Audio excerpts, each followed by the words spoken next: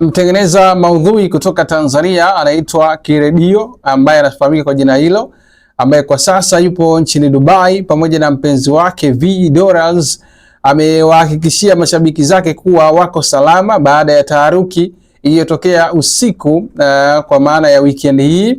Na kupitia ukurasa wake wa Instagram pale kwenye Insta story na WhatsApp status, Kiredio alishare picha ya emergency alert iliyotumwa na mamlaka ikionyesha juu ya uwezekano wa tishio la kombora na kuwataka watu kutafuta hifadhi katika majengo salama na kujiepusha na madirisha, milango na maeneo ya wazi, huku wakisubiri maelekezo zaidi kutoka Wizara ya Mambo ya Ndani ya MOI.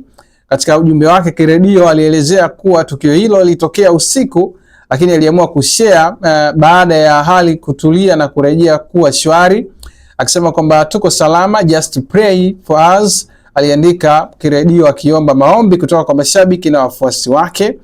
Na ye mwenyewe pia alikuja kushare video nyingine ambayo ilikuwa ni ya kuwatoa hofu mashabiki wake. Tusikie hapa. Jamani, simu naona zimekuwa nyingi ndugu zangu, msiwe na shaka kabisa, kama mnavyoona tuko salama kabisa. Hapa ndo tulipofikia, mji upo vizuri, kumuomba tu Mwenyezi Mungu kwa sababu na eneo la Dubai tayari limeshambuliwa, lakini kidogo sio mbali na hapa sana, kwa sababu Dubai sio mji mkubwa, lakini sio hapa pia. Kwa hiyo tunaomba tu Mwenyezi Mungu mambo yasiendelee, ila tuko salama kabisa, mzidi kutuombea. Asante. Yes, so hayo ndiyo ambayo yanaendelea kuhusiana na kile ambacho kimejitokeza pale Dubai kuhusiana na huyu mchekeshaji na mtengeneza maudhui mtandaoni Vincent Njau maarufu kama Kiredio, ambaye amethibitisha kuwa yupo salama nchini Dubai kufuatia taarifa za makombora ya Irani yaliyorushwa kuelekea maeneo ya Mashariki ya Kati.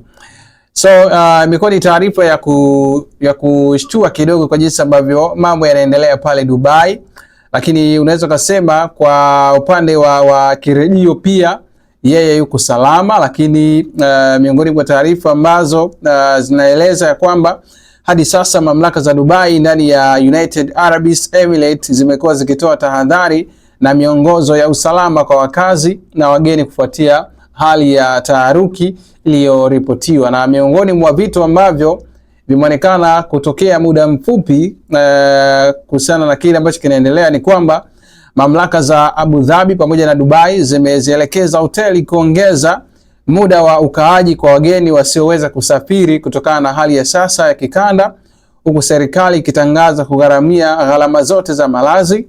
Na barua rasmi kutoka Department of Culture and Tourism Abu Dhabi imethibitisha kuwa wageni waliotimiza muda wao wa kutoka check out lakini hawawezi kuondoka wataendelea kuhudumiwa na gharama zao za malazi zitalipwa hadi watakapoweza kusafiri. Taarifa zinazosambaa kwenye mitandao ya kijamii zinadai kuwa wasafiri waliokwama wanaweza pia kupatiwa msaada wa gharama za maisha na tiketi za kurejea makwao, ingawa maelezo kamili ya utekelezaji bado yanaendelea kutolewa rasmi. Hatua hiyo inalenga kupunguza athari kwa wasafiri wakati wa sekta ya usafiri wa anga ikiendelea kukumbwa na changamoto kutokana na mvutano unaoendelea katika eneo la Mashariki ya Kati.